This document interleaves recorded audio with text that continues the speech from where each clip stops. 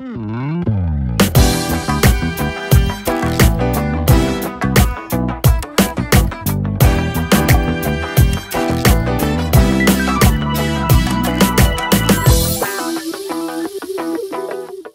dan majstori, dobrodošli u Zonu alata, ja sam Gagi. Danas ćemo testirati Parkside Performance Aku bušilicu 12 volti. Naime, uzeo sam je danas u Lidlu. Interesantna je ponuda, naslednik je starog modela kome se nije skidao futer, ovom se skida, znači futer može da služi kao šrafilica, bušilica, ima brushless motor, dolazi u kompletu sa dve baterije od 2 amper sata sa punjačem, dolazi sa 3 seta dodataka od kojih je jedan set burgija za drvo, jedan set burgija za metal i set bitova. Pa hajde da vidimo šta nam ovo sada nudi, s obzirom da je cena nekih 9000 dinara, meni je to bilo onako primamljivo, uz garanciju od 5 godina šta nam Parkside to donosi. Radi se o modelu PB-SPA-12C3. Maksimalni obrtni moment je 35 Nm, u prvoj brzini broj obrta je od 0 do 460, u drugoj od 0 do 1750. Ima 20 nivoa podešavanja kvačila plus mod za bušenje, prihvat burgija od 0,8 do 10 mm, maksimalni kapacitet bušenja 19 mm u drvetu i 10 mm u čeliku. Do 20% je duže trajanje baterije u odnosu na model D4 koji ćemo isto pogledati danas i ovdje možemo vidjeti da postoji cell balancing, odnosno balansiranje ćelija kako bi baterije duže trajale. Alat nam dolazi u ovoj maloj finoj mekanoj torbici. Dopada mi se, pravo vam kažem, malo za promenu u odnosu na one kofere na koje smo navikli. Ovdje sa zadnje strane imate i dva džepića, što je isto praktično, može se ubaciti nešto od alata dodatno, tako da to je u principu ok. Torbica se otvara sa ova dva rajsveršlusa. Kad je otvorimo, pa sve to izgleda simpatično spakovano. Hajde da pogledamo prvo ovaj gornji deo, tu nam je uputstvo za upotrebu, to naravno pročitajte. Ovdje imamo ova 3 seta, jedan je set bitova, koliko vidim imaju kratki krstasti toreksi i imaju produženi krstasti toreksi i jedan nosač bitova, tako da to je ok.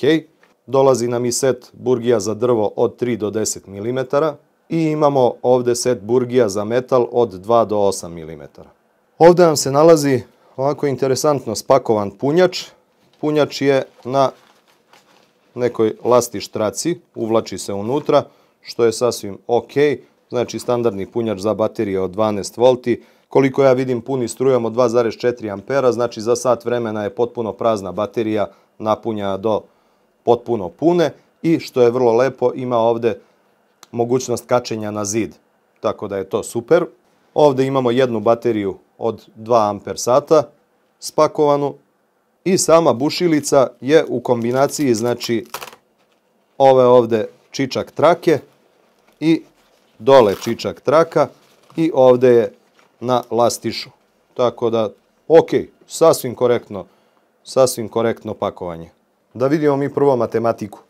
9000 dinara, odnosno oko 75 evra, košta cela ova ovdje garnitura. Sad skoro u ponudi u Lidlu je bio punjač sa baterijom i to je koštalo 3000 dinara. Znači, ovo je 3000 dinara, još jedna baterija, neka bude 1500 dinara, to je 4500 dinara. Ove burgije i bitovi neka bude po 500 dinara set. Znači 500, 1000, 1500 i 4500, to je 6000 dinara. Znači 3000 dinara nas košta ova solo bušilica. Što po meni je smešna cena za alat. Sada samo ostaje da vidimo kakav je alat i kako će se pokazati na testu. Ovako, prvo ergonomski sviđa mi se više nego onaj stari model D4 koji nije brushless. Mnogo lepše leži u ruci. Znači, evo kada pogledate jednu, kada pogledate drugu, znači ovdje je ručka ravna, ovdje je ručka lepo iskošena, evo da možete bolje da vidite. Znači, ergonomija mi se čini da je dosta unapređena u odnosu na ovaj ovdje model.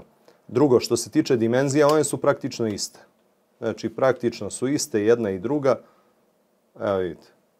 Znači, to, iako je razlika, to je neki milimetar. Znači, ajde da kažemo 5 mm je možda kraća ova performans od ove obične D4. Da pogledamo izradu. Futer napravljen tako da može da se skida, povuče se ova kapa i futer se skida napolje. Ono što odmah mogu da primetim je da je tesnije napravljen. Dosta je tesnije napravljen i zapravo ovde je luft stavljen minimalan. Znači minimalan luft ima, dok na D4 ovom modelu je taj luft dosta veći. Dosta veći. Ono što još treba da znate, to je da, koliko ja vidim, futeri mogu da se koriste i od ove stare. Znači, što je isto odlično u slučaju da imate ovu staru, a kupite ovu, moći ćete da, ako zatreba, koristite ovaj futer na njoj. Dalje, ovaj ovde prednji deo izrađen je od plastike. Iako je ofarban tako da deluje kao da je aluminijum, nije aluminijum, plastika je, ali je to u principu ok. Gumirana je mašina većinom, znači ovo su sve ovde gumeni delovi, sve je to ok izvedeno, ovde nam se nalazi indikacija stanja napunjenosti baterije. Prekidač za promenu smera, ok, sasvim jasno definisan, prekidač za uključivanje je gumiran isto i to je sasvim korektno. Ne vidim da ima nekih velikih luftova, znači sve je to ok spakovano. Za sad uredno izgleda. Sa gornje strane imamo prebacivanje iz prve u drugu brzinu, isto odrađeno ok, jasan klik, ništa ne zapinje, ništa za sad ne pravi tu problem. Prsten za određivanje sile zatezanja, odnosno kvačila, je ok, jasni su klikovi, to mi je sasvim korektno izvedeno i režim za bušenje je odvojen, tako da i to nije problem, neće se desiti da ga slučajno okrenete na režim za bušenje. Tako da s te strane to su ok uradili. Na zadnjoj strani imamo natpis brushless, ovde nam se nalaze ventilacioni otvori, tu gore sa ove druge strane, čak su postavljeni i ovde dva komada bočno sa jedne i sa druge strane, pretpostavljam da će hlađenje biti zaista adekvatno. Proizvođač mašine je Grizzly Tools, na prednjoj strani nam se nalazi LED svetlo koje se aktivira pritiskom na taster za uključivanje, odnosno na prekidač i ono ostaje aktivno još neko vreme, to je nekih 10-15 sekundi. Mašina posjeduje kočnicu, tako da čim pustite taster, ona zaustavlja. E sad, ono što me često pitate kada ubacite u drugu brzinu, kaže čuje mi se neko lupanje kada koči. Pa mora da se čuje ono od 1750 obrtaja u minuti, zaustavlja na nulu u roku od delića sekunde. Znači normalno je da se čuje unutra ovaj zvuk. Slušajte.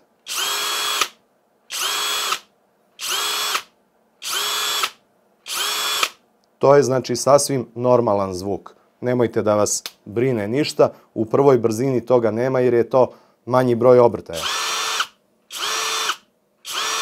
Indikator stanja napunjenosti baterije nam pokazuje koliko je baterija puna, znači malo pritisnete prekidač, ne mora čak ni da se pokrene mašina.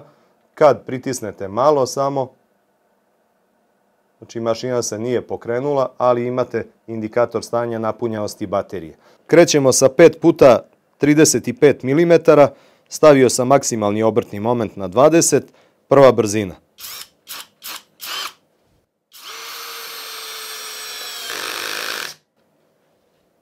To je ok. Isto sve, samo druga brzina.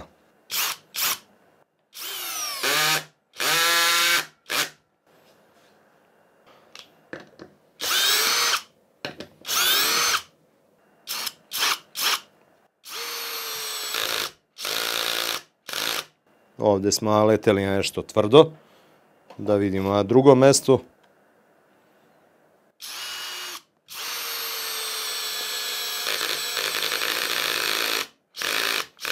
Ok, ima malo proklizavanja kvačila i ne može da ga potopi skroz kada je uključeno ovo. To je ok. Sada ću prebaciti na režim bušenja ovde, pa ću u prvoj brzini ovaj zaviti do kraja šta god da je ispod njega.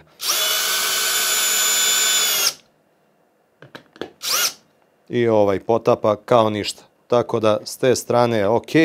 Idemo u drugu brzinu. vraćam obrtni moment na 20. Ovo je super. Znači, ostaje mu malo još da ga potopi, prebacujem na bušenje. To bez problema radi. Sada ću odviti ova 3 šrafa u drugoj brzini. Ovaj ne može. Ovaj može. I ovaj može. Ovo je, koliko vidim ovdje s boka, u čvor ušao, zato je problem bio sa njim. Prebacit ću u prvu brzinu sada.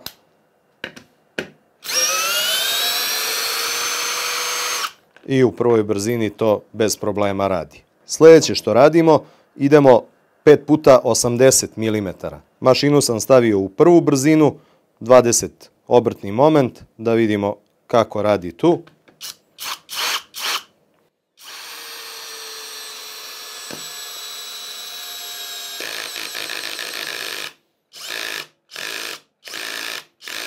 Malo kvačilo proklizava, ali prilično je ovo dobro, nije ga još poravnao. Idemo još jedan ovdje pored.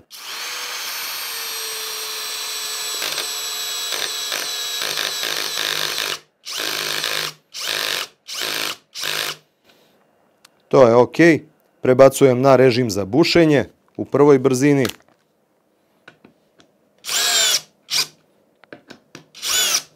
Sada ćemo da probamo da je odvijemo u drugoj brzini.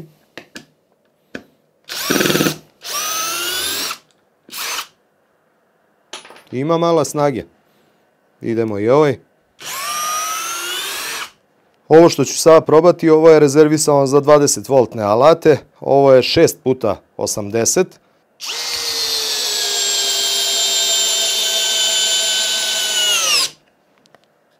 Bez ikakvih problema. Pogledajte. 6 puta 80 ide sa njim super. Hajde da probamo dokle može u drugoj brzini da zavije isto 6 puta 80.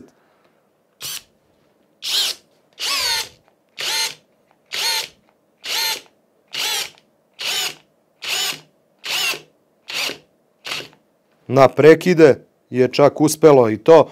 Nije ga potopio. Evo, u prvu brzinu sam sad opet prebacio. I tu bez problema, pogledajte. Idemo napolje da ih izvadimo.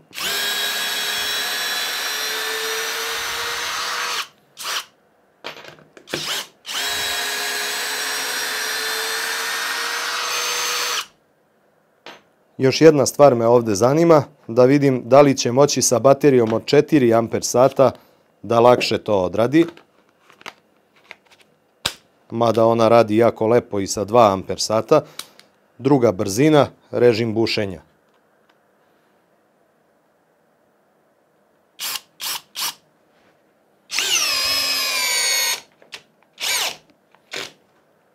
Pogledajte koja je razlika sa 4 amper sata. Znači, tek onda ona dobije svoju ovu pravu snagu.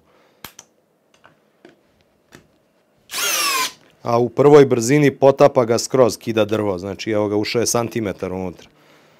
Tako da sad ćemo to da odvijemo. Evo, prebacit ću u drugu brzinu za odvijanje. Pogledajte. Sviđa mi se. Sviđa mi se kako radi. Idemo opet. Znači, druga brzina, režim bušenja, 4 amper sata baterije.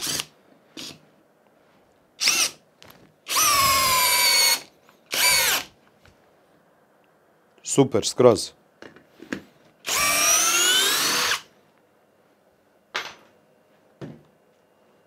Idemo sa testom bušenja. Stavio sam Parkside-ovu, ovo što je došla u garnituri, 10 mm burgiju za drvo. Koliko vidim nije baš najidealnije ona izrađena, ali dobro, poslužit će valjda. Sad ćemo da vidimo, znači 10 mm u drvetu, druga brzina.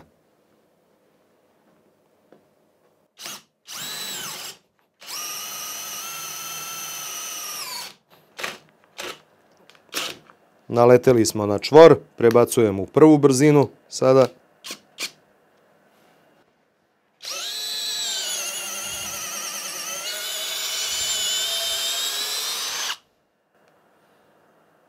U prvoj brzini je to izgurala bez problema. Hajde da probamo burgijom za metal da izbušimo 10 mm u drugoj brzini.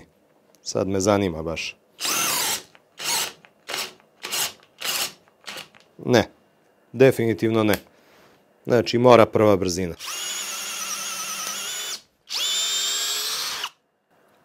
I to radi bez problema.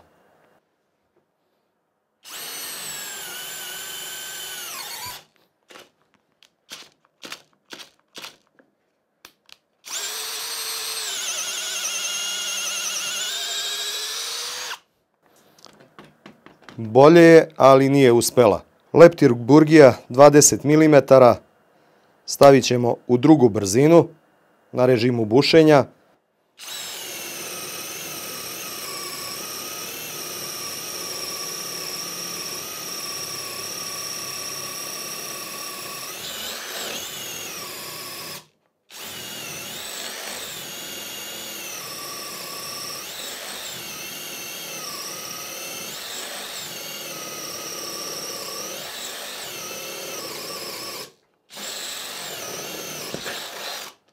U drugoj brzini je uspela uz dva, ja mislim, zaustavljanja da izbuši ovu rupu.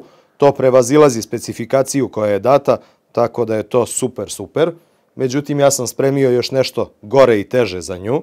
Kad kažem gore i teže, Boschova burgija, ona je self-cut speed, znači ona se uvrće i sama vuče na unutra. I ona je u stvari najjači pokazatelj toga šta može, šta ne može. Jer ovu vi možete da popuštate lagano pa da izgurate to, ova sama uvlači unutra i onda imamo pravi rezultat onoga što mašina može. Druga brzina.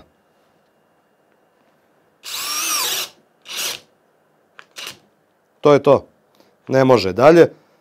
Prebacit ćemo sada u prvu brzinu i idemo.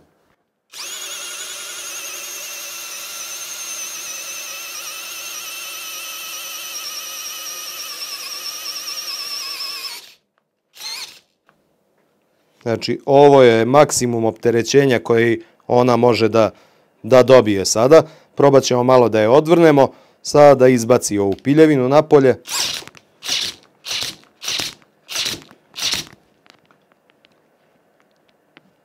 Boga mi, težak slučaj, zaglavili smo se ovde. Nismo dakle uspeli sa 20 mm Boschovom burgijom da izbušimo rupu do kraja ni u prvoj brzini, jednostavno je preteško. Ja vam kažem, ja znam koliko je potrebno snage bušilici, odnosno alatu, da izbuši sa tom burgijom rupu. Fenomenalne su, ne zahtevaju nikakav napor u radu, sve, ali jednostavno toliko vuku da ako bušilica nije baš jaka, nema šanse, znači da odradite posao.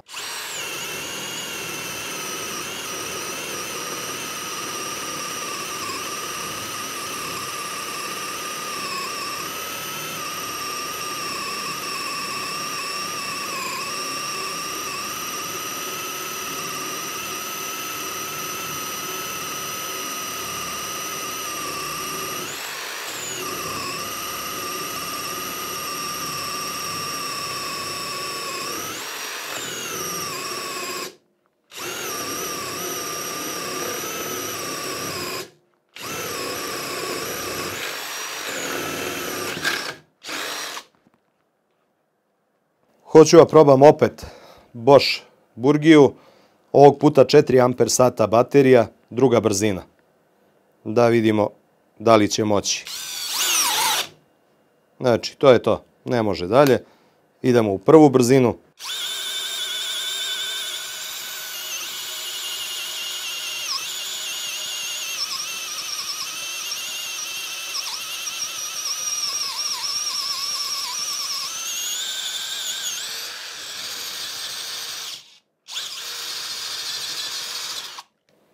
U prvoj brzini može, znači sa 4 amper sata baterijom ona može to da izgura.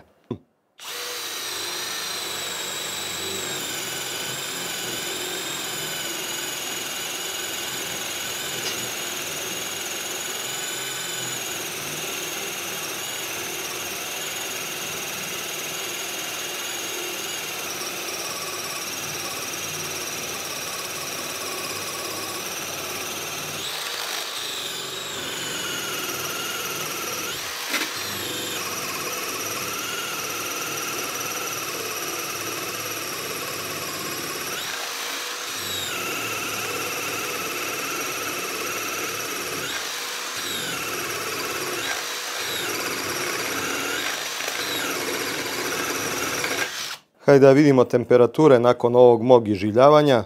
Znači, temperatura ambijenta je nekih 20 stepeni. Temperatura ovde motornog dela, boga mi, dostiže nekih 40 stepeni. Prenos je ok sasvim, znači 26 stepeni. I temperatura baterije nam je oko 30 i nešto stepeni.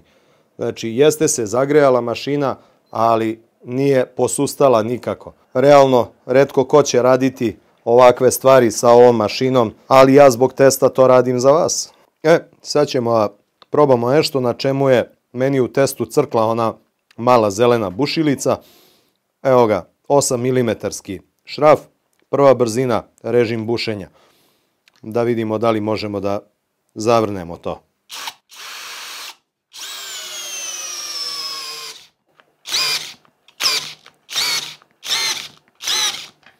Znači, ne može da zavrne ovo do kraja, pogotovo ne sa ovom baterijom od 2 amper sata. Da odvrnemo.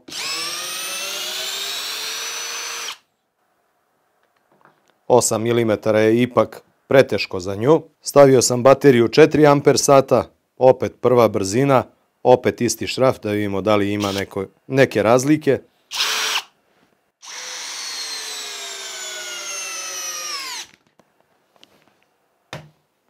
Pogledajte kako to radi. Ona kada je stavite 4 amper sata podivlja.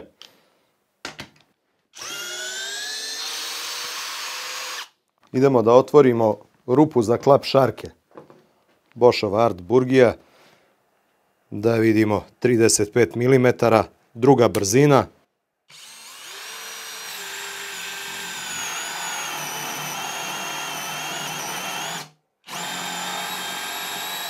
Ovo ja prekidam da vidim dokle sam stigao.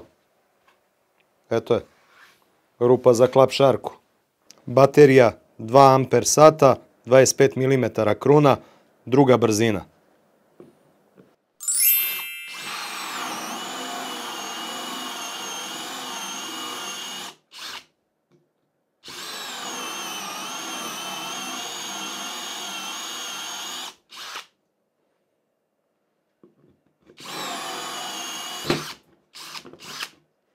Dva amper sata, druga brzina, 68 mm karbidna kruna. Da vidimo da li možemo s njom ovo izbušiti. Vidjet ćemo, ako može, može, ako ne može prva brzina, ako ne može uopšte super. Opet, jer ovo nije predviđeno da radi, ali hajde da vidimo.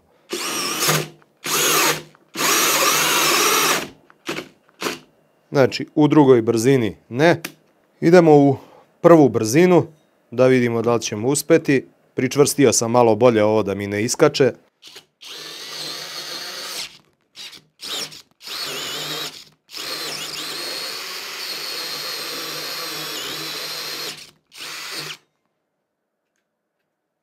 Boga mi.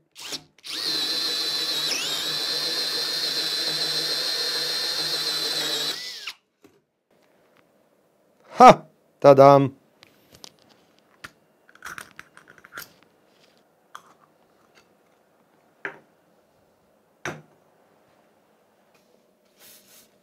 Dva milimetra debljina ovog profila, 50-50. Druga brzina, Parksideova Burgija koja je došla u setu 5 mm.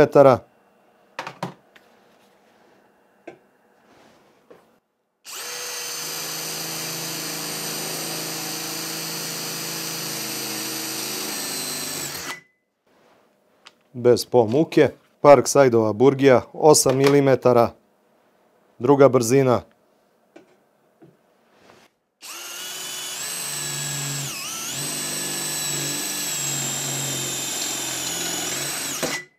Bolje su im burgije za metal nego što su burgije za drvo, ove što su došle u kompletu.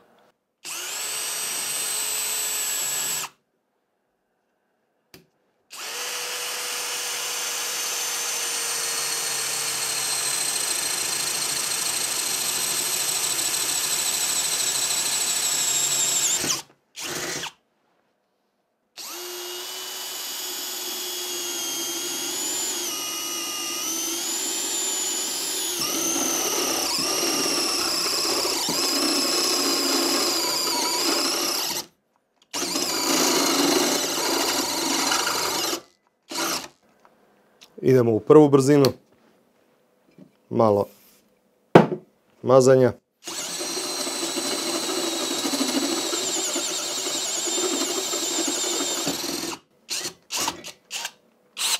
Otpustio se futer.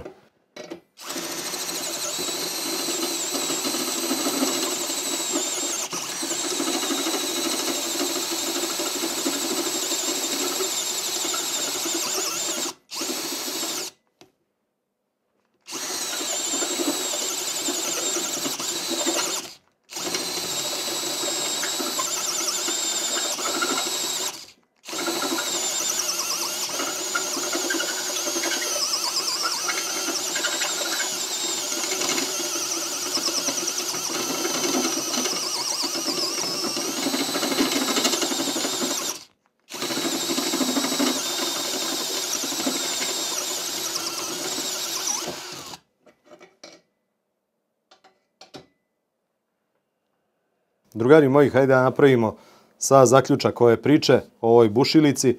Prijatno iznenađen, jako zadovoljan. Prvo, cenovno jako dobra. Znači sa 2 baterije, punjačem, bušilica, ovaj set burgija, bitova, za te pare uz 5 godina garancije nema šta mnogo da se misli. Bušilica daje jako dobre rezultate i sa baterijama od 2 Ah, sa 4 Ah ona podivlja. Znači ima snage koliko god hoćete. Zašto je idealna? Idealna je za teško pristupačna mesta, pogotovo za šrafljenje zbog mogućnosti skidanja futera. Vrlo je lepo što futer može da se namontira i kada ostane bit unutra.